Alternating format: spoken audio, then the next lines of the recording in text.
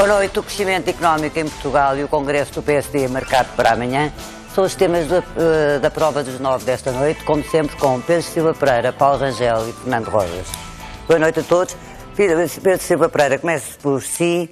O INE confirmou ontem que Portugal cresceu de 2,7% este ano, mas há muitas pessoas em Portugal e muitos organismos internacionais que dizem que este crescimento não é sustentado, porque assenta essencialmente, por exemplo, no turismo. Não, mas isso não corresponde à verdade. É um crescimento importante. Em primeiro lugar, vamos registrar o óbvio. Portugal não crescia 2,7% ao ano há 17 anos, desde o início do século. E, portanto, conseguir este resultado é necessariamente algo de relevante para a economia portuguesa. Crescemos também acima da média da zona euro. A zona euro cresceu em 2017 2,5%, nós crescemos 2,7%, isso também é um dado relevante. E há um aspecto menos referido, que é o facto de ter existido uma aceleração da economia ao longo do ano de 2017. Nós crescemos em cadeia, comparando com o trimestre anterior, 0,2% no segundo trimestre, 0,5% no terceiro trimestre, 0,7% no quarto trimestre. Isto significa que as perspectivas para o ano de 2018 podem ser melhores do que... Mas as que existem hoje, as previsões que existem hoje é que vão ser piores. Vai haver um abrandamento este ano. Ainda será um crescimento acima de 2% no próximo ano. Mas já em divergência com a Europa. Bom, isso depende, vamos saber, isso só veremos depois.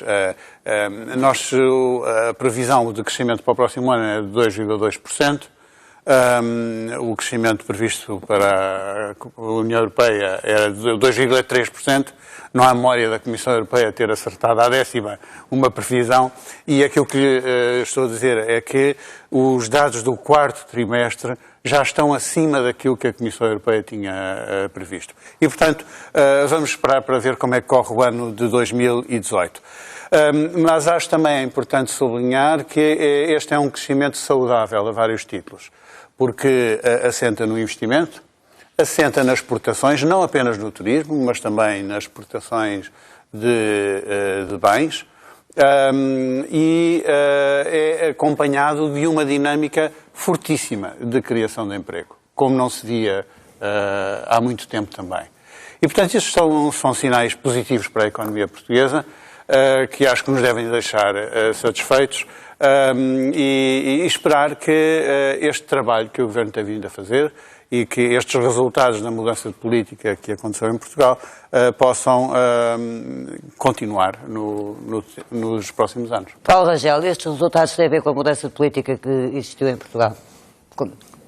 Quer dizer, eu sinceramente, como lhe digo, nunca tenho uma visão maniqueísta, não é? Não há dúvida que o crescimento vem já bastante de trás e até foi interrompido, não é? Em 2016, infelizmente, foi inferior a 2015 e, portanto, ele agora apresenta um número especialmente simpático, embora mereça já aqui também alguma reflexão, mas a verdade é que ele foi interrompido em 2016, ou pelo menos abrandou em 2016, justamente porque penso que ele poderia ser melhor, quer em 2016 ter sido melhor, quer em 2017 ser ainda melhor, se as políticas se tivessem mantido numa lógica de maior prudência. Portanto, acha que há crescimento apesar da mudança de política? É isso? Eu acho que poderia haver mais crescimento se a mudança de política não fosse tão, diria eu, sublinhada. E isso tem a ver com coisas que nós já aqui discutimos. Mas eu gostava de olhar para os números por si. Portanto, há uma coisa em que não me custa nada, de facto, o crescimento, dizer assim, bom, é sustentado, realmente ele depende muito do turismo e, nesse sentido, a sua sustentação é menor do que aquela que nós gostaríamos. Mas a verdade é que com um número destes, os anteriores também não eram assim tão sustentados. Portanto, ou seja, nesse sentido, eu não acho que essa seja uma crítica. É evidente que ser alavancado no turismo, como alavanca, é bom. Nós temos agora que ser capazes de não descansar no setor turístico, porque sabemos que ele está sujeito a, diria eu, oscilações muito maiores do que um crescimento mais sustentado. Onde eu queria ir, e que já vim aqui a semana passada, e nisso não mudei de opinião, é o que realmente aponta para um raciocínio que eu aqui também já exprimi agora, que é o que o crescimento podia ser mais robusto, é que quando nós comparamos o crescimento de Portugal com a generalidade dos países da zona euro, nós vemos que Portugal vem em 14º lugar. Quer dizer, Portugal vem de facto, tem 14 países a crescer à sua frente. E, portanto, isto significa que o nosso crescimento não tem essa virtualidade excepcional, nem tem sequer essa ligação às políticas concretas que aqui são tomadas, que está dito, porque senão não estava tudo a crescer. Não estão todos a adotar as mesmas políticas. Ou das duas, uma. Ou as políticas do governo são excepcionais, e Portugal tem um crescimento excepcional, e então devia estar em primeiro lugar, ou as políticas do governo não são excepcionais, e então Portugal não devia estar em 14º lugar, não é? Devia estar, se ele está em 14º lugar na zona euro e está em 21º no cômputo dos países da União Europeia, é porque evidentemente há países que estão com políticas mais eficazes e melhores que as nossas. E mais, são países com os quais nós nos comparamos. Este é que é o ponto. Mas estamos acima da média europeia. Estamos acima da média europeia porquê? Estamos acima da média europeia porque aí está a Alemanha, está a França, está a Itália, que são grandes economias europeias. Não deviam contar. Não deviam contar. Elas devem contar. Agora, deve-se comparar com quem? Deveria comparar-se com países como a Holanda, não é? Por exemplo. Ou comparar-se com países Não nos podemos comparar com a Alemanha, com a Irlanda. Estamos a crescer acima da Alemanha. Não é isso. Isso é o que se chama torturar os números para ver se eles dizem o que lhe convém. Mas então explique. Mas está satisfeito em ser o 14º? Oh, Paulo, não, peço desculpa, na União Europeia está satisfeito com isso? Estar a convergir com a União Europeia. Não, mas eu lhe pergunto... desde o início do século só tinha acontecido num ano, no ano de 2009. Mas eu não estou, e, portanto, eu não estou a tirar esse mérito. Essa sua reação é um bocadinho mal perder. Não. Quer dizer, lá não é mal perder, a teoria do diabo fracassou. Ouça, não é motivo para deixar de reconhecer um resultado que é óbvio que todos os portugueses eu posso dizer aqui, desculpa, não pode ser injusto, porque se há pessoa que reconheceu aqui fui eu. Agora, o que não pode contar é só a verdade que lhe convém. Isso é que não pode. Portanto, tenho que dizer aos portugueses o seguinte: olha, eu estou muito contente, até estamos a crescer acima da média da zona euro, mas infelizmente, é pena que não diga isso, nós somos o 14º na zona euro, portanto há mais 13 ou 14 países que estão a crescer mais que nós, e somos o 21º na União Europeia, quer dizer que em 28 ou em 27 há 20 que estão à nossa frente. E, portanto, se é assim, não pode partir do princípio de que esses resultados são assim tão extraordinários quanto parecem. Porque se toda a gente está a crescer, ainda por cima a crescer mais depressa do que nós, e a crescer mais do que nós, e necessariamente também estão a crescer mais do que a média europeia. Mas o verdadeiro cálculo é pela média. Desculpe, não, mas então, vamos cá. Mas este ano não. Este ano há aqui uma exceção. Não há, não. Comparamos Mas eu, em função ao Fernando Rosa, deixe-me responder, porque quer dizer, está visto que o Silva Pereira não quer aceitar o argumento. Mas eu vou-lhe explicar o seguinte. Vamos aceitar que a média é o que é realmente o critério que devemos ter em conta. Muito bem. Quantos países há a crescer acima da média? Há, neste caso, da média da zona euro, há 14. Certo? E Portugal vai em 14º. Há 13 que estão a crescer muito mais acima da média do que Portugal. Portanto, se é esta a formulação que querem que eu use, eu também uso. E que resposta é que dá a isto? O que é que explica que haja em 19 países da zona euro, 14 que crescem acima da média, sendo que esses 14 crescem acima de Portugal. Portugal está praticamente encostado à média, ao contrário dos outros. Portanto, Rosas, É só isto que eu quero dizer. Isto não é desmerecer. Não é desmerecer. É só pôr as coisas no seu devido lugar. Porque isto não se pode vir para aqui e só contar metade da verdade. Isso é que não pode ser. Rogério, posso deduzir daí que acha que este crescimento também tem a ver exatamente com a conjuntura, ou seja, com a conjuntura europeia. O que eu estou a querer dizer é isso mesmo. É que a conjuntura internacional... Rosas, claro, senão não estavam todos a crescer acima da média. Eu acho que... Portugal está a crescer acima da média. Extraordinário. Também estão mais 14. Eu acho que um crescimento próximo dos 3% é um crescimento relevante. Muito relevante, claro, sobretudo para a história económica portuguesa. Sem dúvida.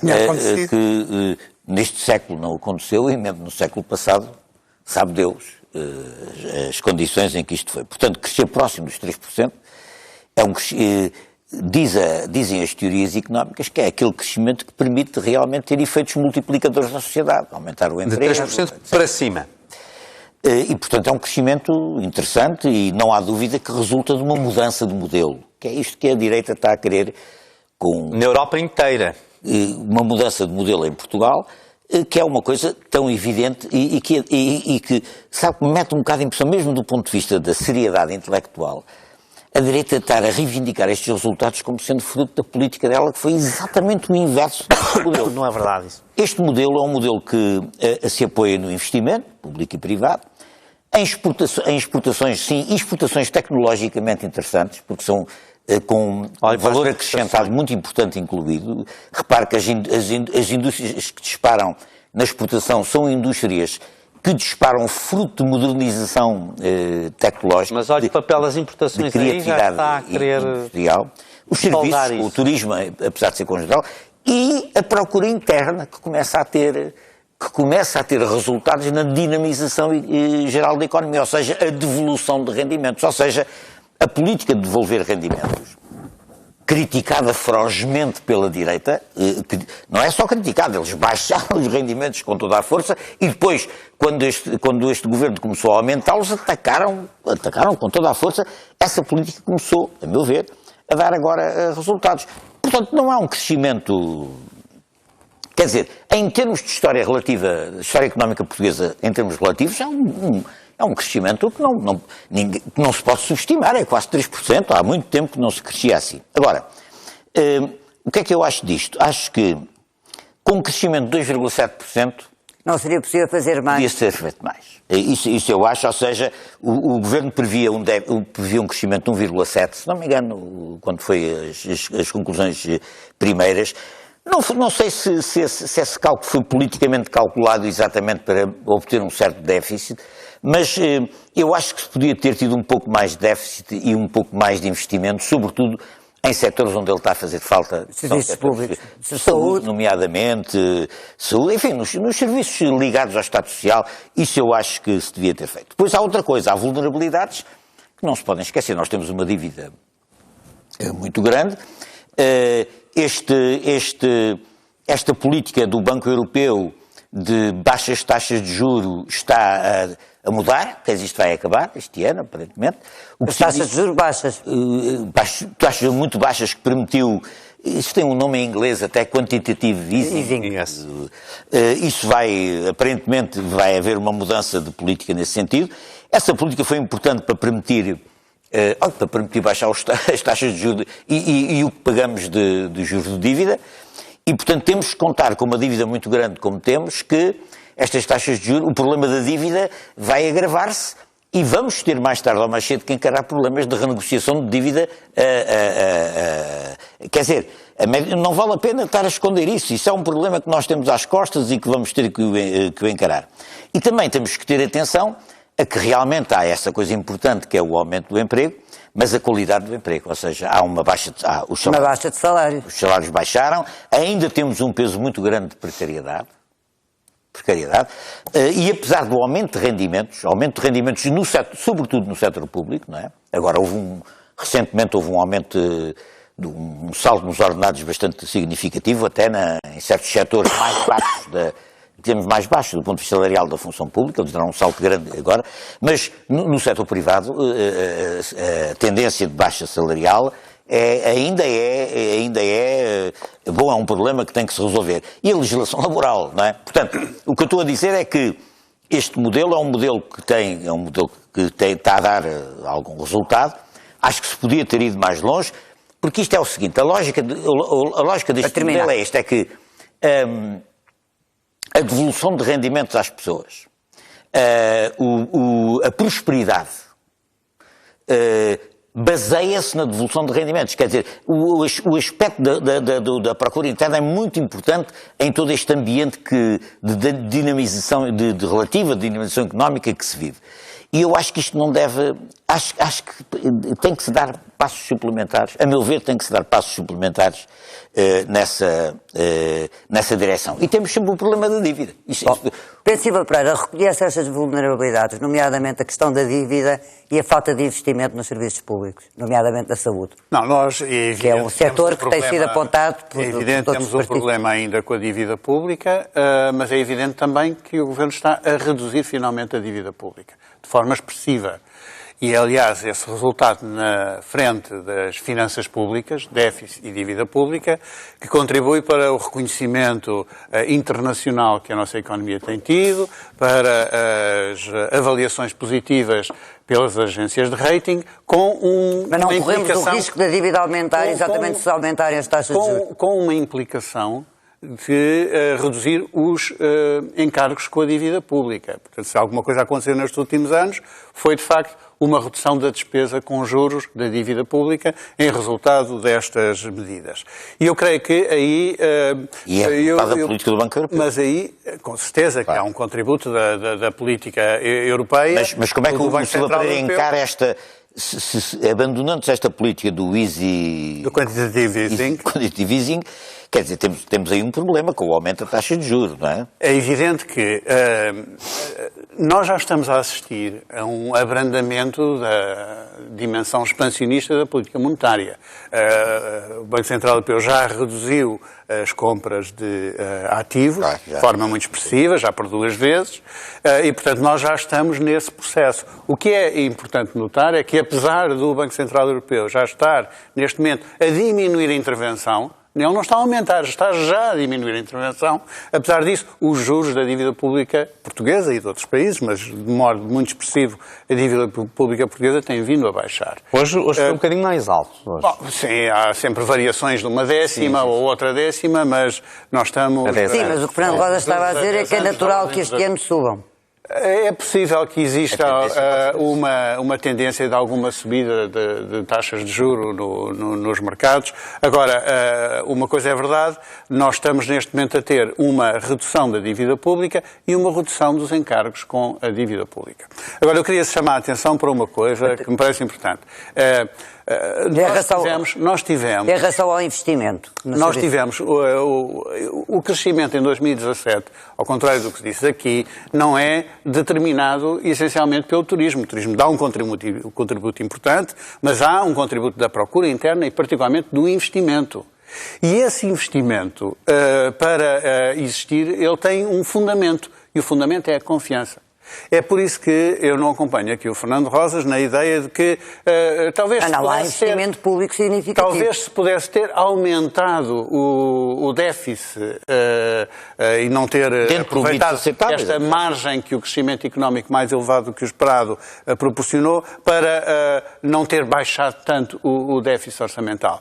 Porque nós, aliás, já discutimos isso aqui, o facto de Portugal apresentar excelentes resultados no domínio do déficit orçamental foi essencial para sairmos do procedimento de déficit excessivo, foi essencial para a avaliação positiva das agências de rating e é essencial para a dinâmica de confiança que provoca investimento e crescimento económico. Portanto, eu acho que o Governo andou bem ao fazer como fez, este equilíbrio entre uma política rigorosa no plano das finanças públicas, de redução do déficit da dívida pública e, ao mesmo tempo, uma política de devolução dos rendimentos das famílias e dos trabalhadores. Paulo Rangel, reconhece, também faço-lhe a mesma pergunta, reconhece estas vulnerabilidades, nomeadamente nestes 2 pontos. Sim. A questão da dívida e a questão do investimento...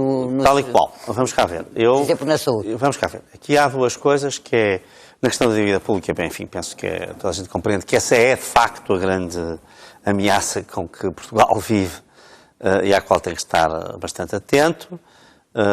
Não há dúvida de que é fundamental trabalhar aí e que a melhor maneira de trabalhar é justamente diminuir o déficit. E por isso eu, aqui sempre, em todas as circunstâncias, mesmo quando o Fernando Rosas várias vezes fez esta crítica, de que talvez tenha ido um pouco mais de longe, e que às vezes não era preciso essa folga, eu aí alinho por completo com o que disse o Pedro Silva Pereira, no plano, especialmente da reputação externa e da confiança externa, essas pequenas folgas, pequenas, que enfim, são 2, 3 décimas, têm um impacto, foram de facto decisivas. E foram decisivas para Isto o governo. transformado em investimento interno, Vamos cá ver. muito significativo. Claro que depois há aqui um reverso da medalha, que é, depois há opções a fazer. Portanto, eu teria sempre ido por este caminho, o problema depois era saber se nas políticas de rendimentos ou no desnatar dos serviços públicos, o que é que eu faria.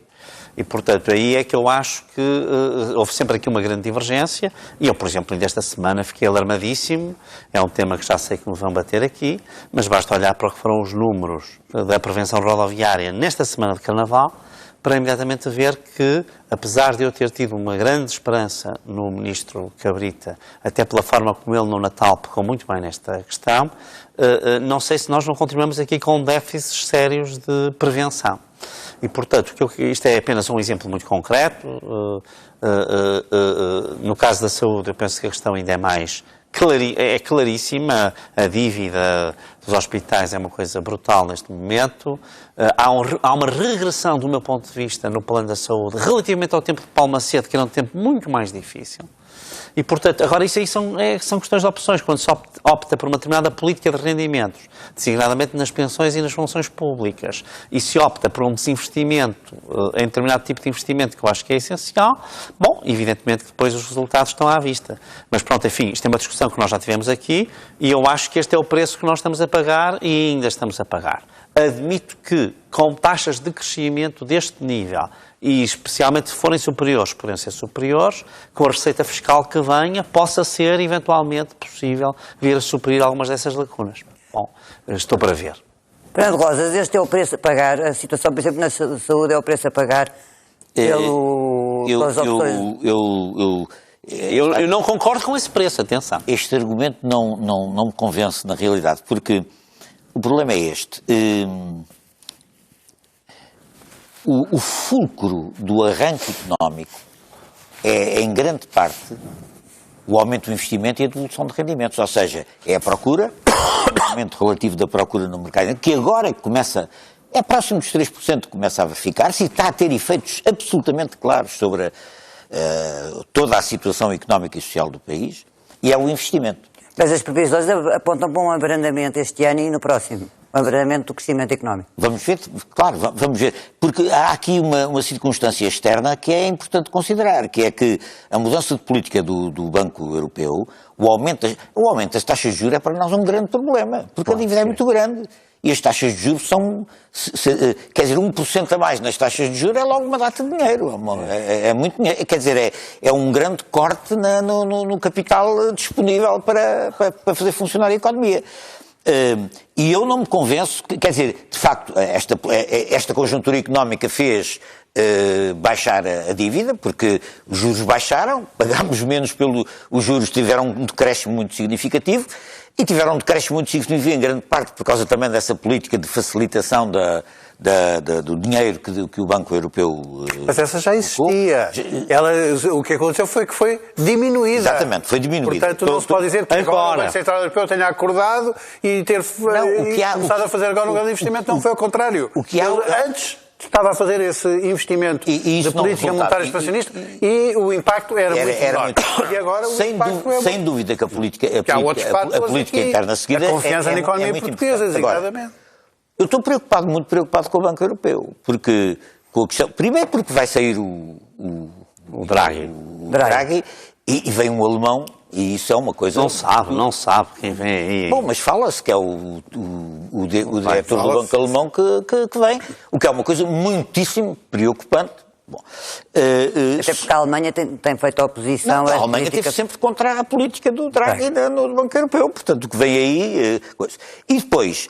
É preciso ver que há aqui fatores conjunturais, etc. E a força deste crescimento, o alimento deste crescimento, é o aumento de investimento e a sustentação da procura. Por isso é que eu acho que, mesmo uma política de cumprimento do déficit é compatível com o reforço do investimento em setores vitais da economia. Na saúde nós temos problemas sérios, as coisas não estão melhor na saúde, não é só faltar médicos e enfermeiros, é as horas de espera, é o desgaste que é, a dificuldade nas consultas, isso não está a correr bem, e os debates no Parlamento mostram, e mesmo com os profissionais de saúde, mostram que há coisas que de facto têm que se resolver. Já agora deixe-me dizer uma coisa, não fico nada animado com o facto do Ministro da Saúde ter nomeado para rever a legislação de saúde a comissão que nomeou, que são 7 pessoas e 5 das quais são advogados, não é? E, portanto, não há sequer representante da classe médica nem dos enfermeiros. E, portanto, a revisão da lei de saúde, isto agora metendo parênteses só aqui para meter com o Silva Pereira, esta comissão para a revisão da lei de saúde preocupa-me bastante. Não vai certamente envolver os médicos e os enfermeiros, mas é uma lei, é preciso... Mas, ó, Silva Pereira, reconhece ou não que há problemas sérios na saúde? E, portanto, eu acho que... Com certeza que há problemas sérios na saúde, como havia antes. O que acho é que... Paulo Rangel falou de uma regressão. Sim, mas é que não há regressão. Não há regressão. Fernando Rosa diz que está na mesma. Vá ao hospital, não é questão de vá ao hospital. Isso não, mas é conversa de taxista. Oh, Paulo Rangel. Olha, mas o Serviço sabe que eu Nacional respeito muitos taxistas. Não sei se no seu caso é mais Uber, mas no meu é... O Serviço eu respeito Nacional todas as pessoas, os taxistas também. Hoje está com melhores resultados. Quer dizer, está... Mas todos os sinais apontam em sentido contrário. Está a fazer mais cirurgias, está a fazer mais atendimentos. Dá mais está 2 a produzir pontos. mais. Não está. Está a produzir mais. E essa produção só mas pode ninguém acontecer. diz isso, nem médicos, nem enfermeiros, nem diretores. Isto são os dados oficiais, ninguém está aqui a inventar. Portanto, os dados oficiais indicam... Aliás, não são nada dados a inventar. Os dados oficiais indicam que existe um aumento das cirurgias, um aumento dos atendimentos... Portanto, acha que no setor da saúde as coisas estão a melhorar, é isso? Eu acho que no setor da saúde as coisas estão evidentemente a melhorar, não tenho dúvida. É uma evidência e depois de ter havido uma descontinuidade do investimento em alguns setores críticos, como por exemplo das unidades de cuidados continuados. Nós estamos hoje a assistir a uma redinamização desse investimento. Nós temos hoje mais 7.500 profissionais de saúde do que tínhamos em 2014, entre enfermeiros e médicos. 7.500 profissionais de saúde. Portanto, tem havido um investimento considerável no setor da saúde. E, portanto, mas apesar disso, toda a gente se queixa que não há médicos, não há enfermeiros. E com certeza que há problemas, mas quando se fazem as listas de espera. Houve um aumento em algumas listas de espera. Mas esse aumento que se verificou em algumas listas de espera teve que ver com o aumento da procura. Portanto, isso não significa... Eles ficaram pior, de repente. Isso não significa que não tenha havido uma resposta maior do serviço. Porque houve investimento no serviço para ele poder responder. E é este que é o ponto fundamental. Deixa-me só fazer uma observação. É que o PSD tem muito pouca margem de legitimidade. Não tem, não. Tem que é eleito por portugueses como os outros. Brutalmente na saúde. Está enganado. Ou seja, desarticulou organismos, respostas básicas que o Sistema de Saúde dava. E a recuperação é difícil e se calhar exige investimento suplementar. E é esse esforço que tem que se fazer decididamente. Querem número de enfermeiros, querem atrair médicos para o interior, essas coisas todas. Eu sei que isso demora tempo. Mas tem que ser uma aposta forte no Serviço Nacional de Saúde. Porque isto dá... Mas como se viu ontem no debate quinzenal, por exemplo, o Primeiro-Ministro não respondeu nem ao CDS, nem ao Bloco de Esquerda, que também levantou esta questão da saúde, nomeadamente... Sobre a data em que se abrir qualquer concurso. Ele diz que sim, que se vai abrir e assim que a data estiver disponível será anunciada. Isto foi o que disse. Agora, quanto ao essencial do investimento no Serviço Nacional de Saúde e da capacidade de resposta do sistema, o Primeiro-Ministro respondeu. Houve uma preocupação, mesmo durante os piores tempos da Troika, de manter aquilo que era essencial. E hoje não há? E hoje não há. Bom, Paulo Rangel, outro tema que vai marcar este fim de semana, neste caso não marcou a semana, mas vai marcar este fim de semana, é o Congresso do PSD, que começa amanhã. Que perspectivas tem em relação a este Congresso? Vai ser um Congresso agitado, tem-se ouvido ao longo desta semana, tem-se ouvido algumas entrevistas, cartas abertas ou... Não, quer dizer, eu acho que, sinceramente, tudo isto, se olhar para os congressos anteriores, tudo, do meu ponto de vista, decorre sob o signo da normalidade. Portanto... eu acho que é um congresso importante porque, evidentemente, havendo uma mudança de líder ao fim de 8 anos, necessariamente o congresso é diferente daqueles em que não houve mudança de líder, portanto, isso é sempre um... E o que é que essa mudança de líder tem que implicar? Não, isso é o que nós vamos ver. Por isso é que eu penso que, aliás, existe uma legítima e grande expectativa, também minha, sobre os discursos do Presidente Rui Rio, quer na abertura, quer especialmente no encerramento do Congresso. Penso que isso será um momento marcante daquele que será o seu programa. Portanto, é fundamental para o Rui Rio ter duas boas intervenções no Congresso. Isso eu penso que para qualquer líder é uma coisa importante. Há pontos que eu queria, só 3 pontos que vão no fundo responder à sua pergunta inicial, que eu gostava de sublinhar. O primeiro é que eu acho perfeitamente natural, embora cada um tenha o seu estilo, que pessoas que obviamente não se revêem no candidato que ganhou, queiram aproveitar o Congresso para fazer a sua demarcação. No fundo, a marcação das suas posições e levarem ao debate. Os congressos existem para isso. Acho isso normal, pronto. Aquilo que eu tenho visto, sinceramente, em congressos anteriores é que, normalmente, no pré-congresso existe uma certa, diria eu, entusiasmo e uma certa vivacidade. Mas depois isso, enfim, no Congresso depois não tem exatamente a mesma aderência. Mas, enfim, eu acho isso normal.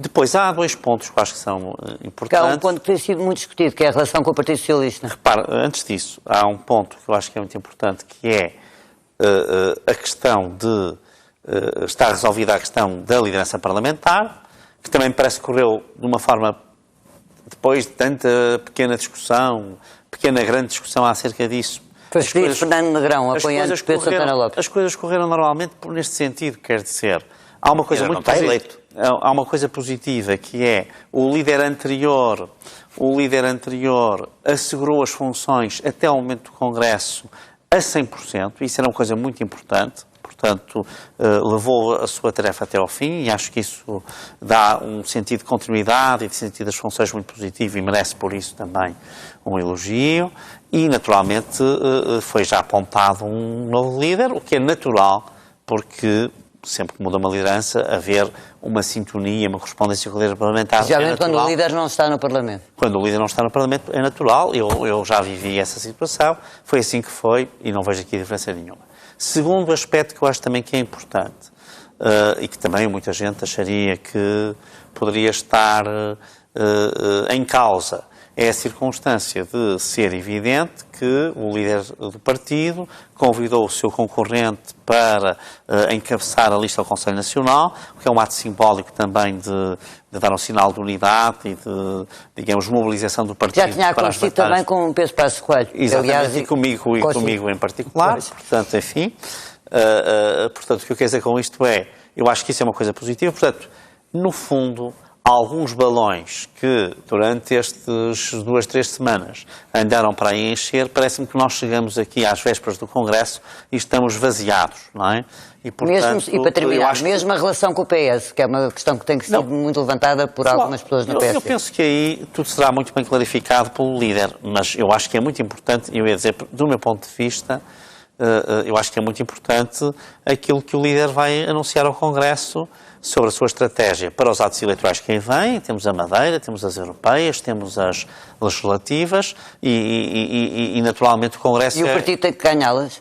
O partido, naturalmente, um partido como o PSD aspira sempre a ganhar as eleições, portanto, esse tem que ser o objetivo, como é evidente, esse é o objetivo inicial, sempre. Depois a consideração de cenários, isso é outra coisa. Mas obviamente que esse é o objetivo inicial de qualquer partido como o PSD, e já agora permitam-me dizer como o PS. Se no PS também não fosse assim, também seria estranho. Nos outros talvez, enfim, já seja um pedir demais. Fernando Rosas, o que é que espera deste PSD de Rui Rio? Um PSD mais próximo do PS? Eu vou dizer uma coisa. Eu acho que a direita portuguesa está a viver uma crise existencial. Uma crise de sentido. Porque, repare, foi a derrota eleitoral da direita no seu conjunto nas eleições. Aí surgiu a teoria do golpe de Estado. Depois passaram para a iminência da catástrofe diabólica, face ao novo modelo político ou económico que estava proposto. E a terceira versão deste mesmo desnorte é a que, afinal, os resultados são bons, mas também são deles. Os resultados são da política da austeridade e destruição económica e social que eles tinham feito antes. Um ponto que tem sido apoiado pelo próprio Presidente da República, aliás. Quem? esse ponto de que Sim, se deve mas também eu ao... agora estou a falar da direita, à qual pertence, aliás, também o Presidente da República. É do partido dele, pelo menos. Ora bem, o que significa que a direita ficou sem resposta. Perdeu as eleições, foi do golpe de Estado para o diabo, do diabo para afinal fomos nós, e o que este Congresso tem que responder é qual é destes três caminhos, todos eles de impasse, todos eles sem saída, todos eles de derrota, para onde é que o partido se vai orientar? Mantém-se à direita como um partido de direita austeritária? O Rui já disse que queria recentrar o partido. Ou recentra-se? Mas qual é o espaço que tem para recentrar? E por isso é que eu digo, há aqui uma... Porque repare, toda a política europeia está a polarizar. Polarizar à esquerda, polarizar à direita. O centro tem aqui muita... O velho centrão europeu, ou seja, partidos liberais, partidos social-democratas, fazendo políticas de monopólio rotativo, digamos assim, ao centro, isso está a desaparecer, está em crise em todo lado. E como é que o Partido Social-Democrata se posiciona perante esta conjuntura europeia e perante esta dificuldade nacional? Não está à vista. Quer dizer, o que me parece é que é um partido que está... E isto não é um tropo de propaganda que eu estou a dizer. Acho que há uma crise existencial na direita portuguesa. O que fazer? O que fazer? Uma salva de pergunta do movimento marxista do princípio do século... É uma grande inspiração, é uma grande inspiração. Pedro Silva Pereira, vai ser mais fácil falar com este PSD de Rui Rio? Bom, não acho que vai ser mais difícil do que foi com Pedro Passos Coelho. Mas eu acho que, sinceramente, apesar do circo mediático que podemos antever a propósito do Congresso, não creio que ele esteja a despertar grande interesse no país. Aliás, em linha com o que já aconteceu na campanha interna. Creio que os desafios que estão colocados ao Dr. Rui Rio são essencialmente dois. Primeiro, ver se é capaz de fazer no Congresso aquilo que não foi capaz de fazer na campanha interna. Isto é, expor uma estratégia para o partido e uma proposta política para o país. Não tivemos isso na campanha interna, vamos ver se ele é capaz de nos dizer alguma coisa sobre isso. E mesmo esta ideia do recentrar do PSD tem mensagens contraditórias, porque ele, a certa altura, disse com todas as letras que teria feito o mesmo ou pior do que a doutora Maria Luísa Albuquerque na gestão das finanças públicas, o que indicia muito o contrário do tal recentramento de que se fala. O segundo aspecto que eu acho que está em cima da mesa é a forma como o Dr. Rui Rio vai gerir a oposição interna e vai ou não vai evitar as armadilhas venenosas que já lhe estão a ser lançadas. A armadilha de dizer já como é que vota o orçamento para 2019, que ainda não conhece, e, portanto, só um ato de irresponsabilidade podia levar a uma decisão dessa natureza, rejeitar qualquer espécie de diálogo com o Governo, como se não pudesse haver nenhuma espécie de entendimento no quadro parlamentar com o Governo, e depois as armadilhas no quadro parlamentar do PSD. Eu acho que estes são os pontos essenciais que vão marcar este Congresso do PSD. Já não temos muito tempo, já estamos quase a chegar ao fim do programa, mas eu não queria deixar de falar da situação na Alemanha. Paulo Rangel, não se tem falado muito disto em Portugal, mas a verdade é que existe neste momento uma crise política na Alemanha. A coligação vai ser referendada pelo SPD, mas no SPD as coisas não estão bem, o partido está dividido. E na CDU, a própria senhora Merkel está a ser posta em causa. Eu acho que fez um bom resumo. No fundo, a questão é esta. Houve um acordo feito entre a CDU e o SPD, um acordo para um bloco central, uma grande coligação. O acordo, sinceramente, é francamente bom, do meu ponto de vista. Para o SPD. E também para a CDU. Eu acho que é francamente bom para a Alemanha, é francamente bom para Portugal, é francamente bom para a Europa, sinceramente. É extremamente equilibrado e está muito centrado nas questões europeias. Bom, o que acontece é que, logo assim que ele é assinado, começa uma crise quase com contornos muito pessoais de faca e alguinar dentro do SPD, um ataque, portanto, no fundo, a Martin Schulz, muito feito por Gabriel, que é o antigo ministro dos Estrangeiros, que queria deixar... Foi líder também do partido. Com a própria líder do partido, portanto, enfim, tudo isso que queria. A juventude está contra a coligação e, portanto, está a fazer uma campanha enorme para que no referendo percam. O que é que eu acho que pode acontecer? Neste momento, os indícios que nós temos é de que o referendo será ganho e, portanto, haverá coligação. E se assim for, eu penso que mais ou menos nos meses as coisas entrarão nos eixos e teremos boas notícias para a Europa. Mas se por um acaso, um bocadinho à maneira do Brexit, o referendo interno do SPD é perdido, não vai haver governo, e eu acho que Merkel também fica numa má situação, porque ela está a ser muito contestada por ter cedido o Ministério das Finanças, o Ministério do Interior, dos Negócios Estrangeiros, os três ao mesmo tempo, aos partidos, 2 ao PS e outro à CSU, e portanto não ter ficado com grandes pastas, e portanto, sinceramente, eu acho que até o dia 4 de março todas as cautelas são poucas. Fernando Rosas, muito rapidamente, há pouco falava da ilusão dos partidos do centro. Eu acho que o SPD está a pagar o preço da sua rendição às políticas neoliberais.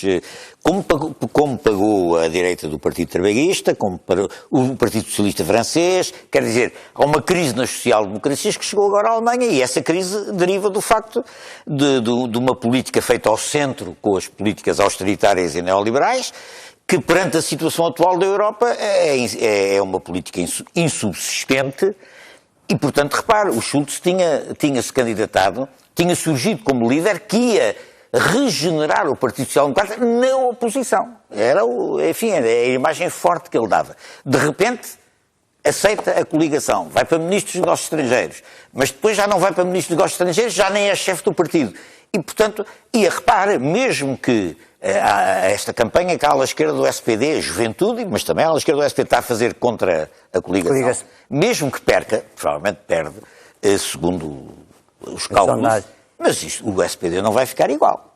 Não vai ficar igual. Pedro Silva Pereira, muito rapidamente e para terminar, há uma ilusão dos partidos sociais-democratas. Aliás, há uma ilusão dos partidos ao centro. Não? Existe uma ilusão dos partidos ao centro. Na Alemanha, por exemplo, o terceiro partido é a alternativa para a Alemanha, que é um partido de extrema-direita. Sim, e a conclusão que o SPD tinha tirado era a de não repetir a experiência da grande coligação, pelo menos nos termos em que ela se tinha processado.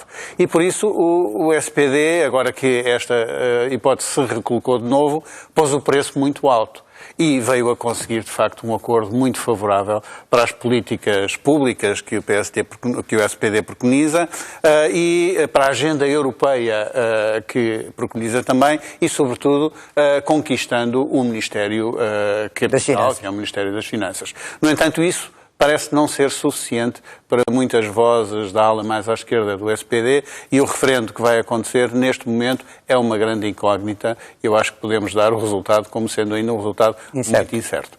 Bom, e assim termina mais uma Prova dos 9. Boa noite, até para a semana.